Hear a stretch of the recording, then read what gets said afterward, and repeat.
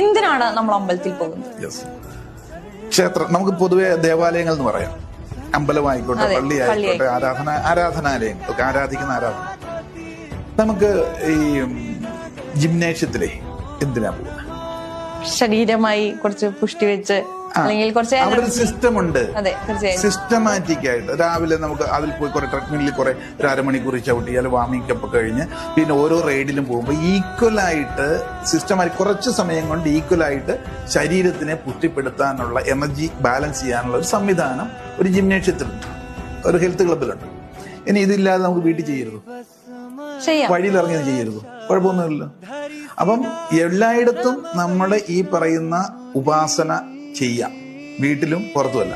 പക്ഷെ അതിനുള്ള പ്രത്യേകം സിസ്റ്റം ഒരുക്കിയിരിക്കുന്നിടത്തോട്ട് ചെല്ലുമ്പോൾ താളാത്മകമായിട്ട് കുറച്ച് സമയം കൊണ്ട് നമുക്ക് എനർജി, മനസ്സിന്റെ എനർജിയെ അല്ലെങ്കിൽ കണ്ടാമിനേഷനെ കളഞ്ഞ് പ്യൂരിഫിക്കേഷൻ നടത്തി അനുഭവിക്കാൻ സാധിക്കും. ഇപ്പൊ കാറ്റെല്ലായിടത്തും ഉണ്ട്, പക്ഷെ ഫാനിന്റെ അടിയിലോട്ട് ചേർന്ന് നിൽക്കുമ്പോഴല്ലേ അതിന്റെ കുളിർമ കൂടുതൽ കിട്ടുന്നു. അപ്പൊ ദേവാലയങ്ങൾ വേണ്ടവർക്ക് വേണ്ടേ? ഇതിനാണ് ഇങ്ങനെയുള്ള സിസ്റ്റം ഒക്കെ ഒരുക്കിയിരിക്കുന്നത്. എന്തിനാണ് നമ്മൾ അമ്പലത്തിൽ പോകുന്നത്? ക്ഷേത്രം നമുക്ക് പൊതുവെ ദേവാലയങ്ങൾ എന്ന് പറയാം. അമ്പലമായിക്കോട്ടെ, പള്ളിയായിക്കോട്ടെ, ആരാധനാലയം ഒക്കെ ആരാധിക്കുന്ന ആരാധന.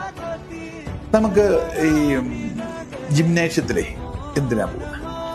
ശരീരമായി കുറച്ച് പുഷ്ടി വെച്ച് അല്ലെങ്കിൽ കുറച്ച് അവിടെ ഒരു സിസ്റ്റം ഉണ്ട്. അതെ, തീർച്ചയായും സിസ്റ്റമാറ്റിക് ആയിട്ട് രാവിലെ നമുക്ക് അതിൽ പോയി കുറെ ട്രെഡ്മില്ലിൽ കുറെ ഒരു അരമണിക്കൂർ ചവിട്ടിയാൽ വാമിംഗ് അപ്പ് കഴിഞ്ഞ് പിന്നെ ഓരോ റൈഡിലും പോകുമ്പോൾ ഈക്വലായിട്ട് സിസ്റ്റമാറ്റിക് കുറച്ച് സമയം കൊണ്ട് ഈക്വലായിട്ട് ശരീരത്തിനെ പുഷ്ടിപ്പെടുത്താനുള്ള എനർജി ബാലൻസ് ചെയ്യാനുള്ള ഒരു സംവിധാനം ഒരു ജിംനേഷ്യത്തിലുണ്ട്, ഒരു ഹെൽത്ത് ക്ലബിലുണ്ട്.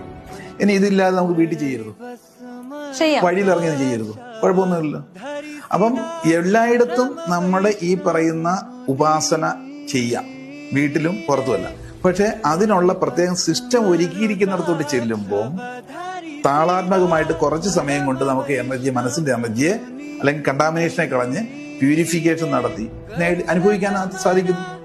ഇപ്പൊ കാറ്റെല്ലായിടത്തും ഉണ്ട്, പക്ഷെ ഫാനിന്റെ അടിയിലോട്ട് ചേർന്ന് നിൽക്കുമ്പോഴല്ലേ അതിന്റെ കുളിർമ കൂടുതൽ കിട്ടുന്നു. അപ്പൊ ദേവാലയങ്ങൾ വേണ്ടവർക്ക് വേണ്ടേ? ഇതിനാണ് ഇങ്ങനെയുള്ള സിസ്റ്റം ഒക്കെ ഒരുക്കിയിരിക്കുന്നത്. എന്തിനാണ് നമ്മൾ അമ്പലത്തിൽ